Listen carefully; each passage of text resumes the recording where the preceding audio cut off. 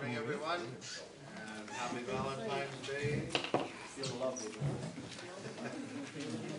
I'll call this meeting to order and ask anyone that has a pecuniary or conflict of interest to declare it.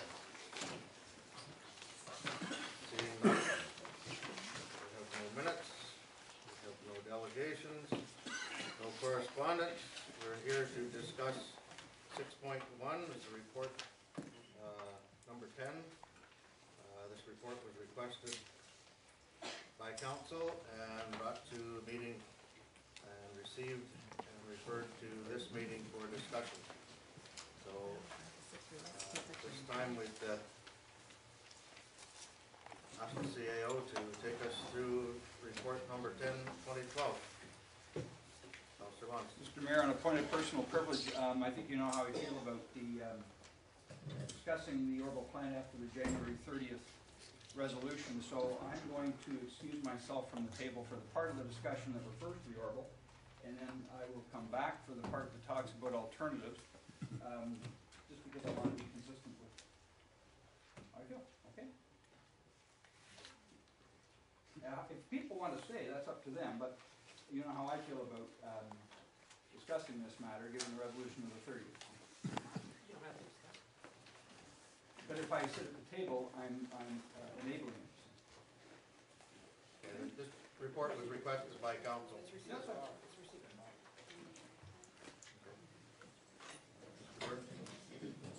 Council. Just, I don't know if the question is in order at this point or not. We had asked for two things. We had asked for Build Canada staff to be here possibly today, and also we've also asked for legal counsel to be here on Thursday morning. So I'm just wondering if Build Canada staff will be here as we go through this to answer any questions that we might have. I don't believe they're coming today. I believe they will be here on Thursday. Yes. Okay. Council want to have our administrator go through this report? John? Come on up to the table.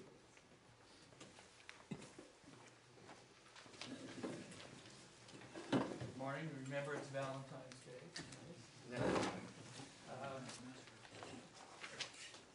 Just to put this report in perspective, and again, it's almost an apology for it because it was done over a weekend, as you know. Information and new information comes to light since we've written it, so I'm going to try and highlight this. The intent of the report was primarily to address the issue of whether the sewage treatment facility could be financed through taxes and what the implications of that would be.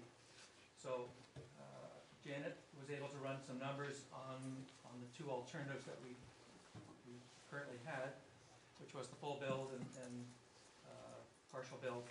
So this is a snapshot, really a limited amount of time to really assess what the impact was. And it is subject to, again, this is a moving target as the project continues to be refined. So I apologize for the small print that's in the document. We provided council with a larger print. It shows how the full debt portion of the sewage treatment facility could be financed for either option,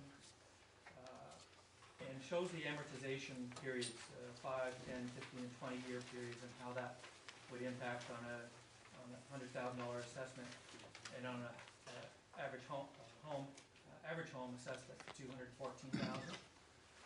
So it prorates those out. Janet also highlighted what the Blue Water and South Huron share of that debt financing would be, so that you could calculate of that total share, how much of that is really made up of the Blue Water debt. The other scenario that was presented at the previous meeting was a deferred benefit approach to financing the sewage treatment facility over zones 3 and 4, which were part of the original catchment areas of the proposed sewage treatment facility, and that number is outlined there.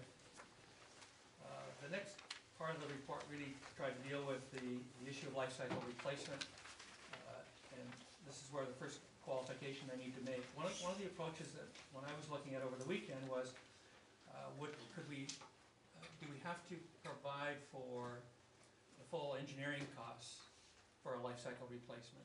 Or could they be netted out, considering they were done initially and it's just about replacing hard infrastructure of the facility itself? Janet has clarified that and indicates that no, we do have to show a component that in the life cycle of the facility it might require redesign or re-engineering, I guess, to a certain level, so that has to be factored in, so we'd have to adjust that. We were looking at, there's also some decision making for council in terms of how it approaches life cycle. One is the so-called blended approach, where you take the plant is designed for a 20-year life, and that's kind of an average of the components that go into the plant, from the electronics to the blowers to the pumps and so on and so forth, as well as the concrete structures.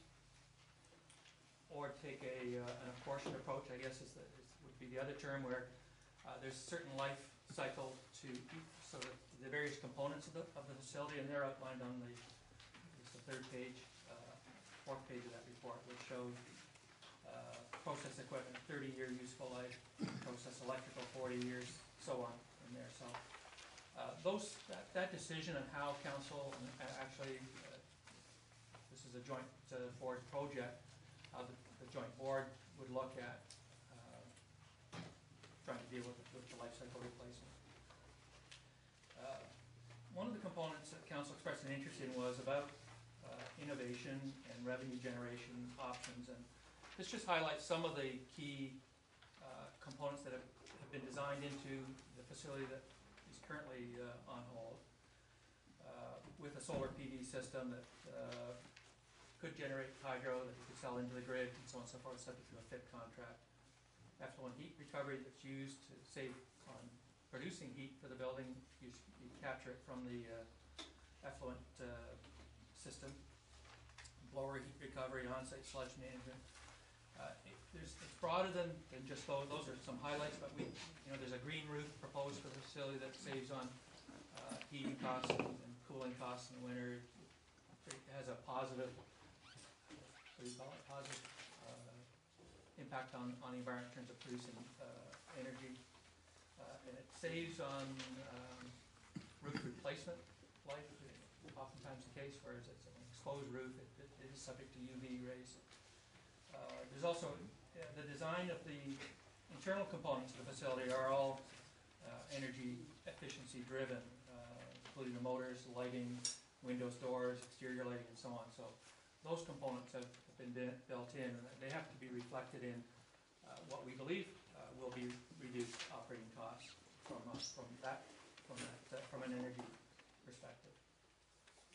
Council also expressed some interest in a biodigester, and there's a note here about some discussion that Dylan had reviewed during their review about the cost benefit of a biodigester. We also looked at the Chatsworth biodigester as a standalone system that could produce some revenues for the municipality.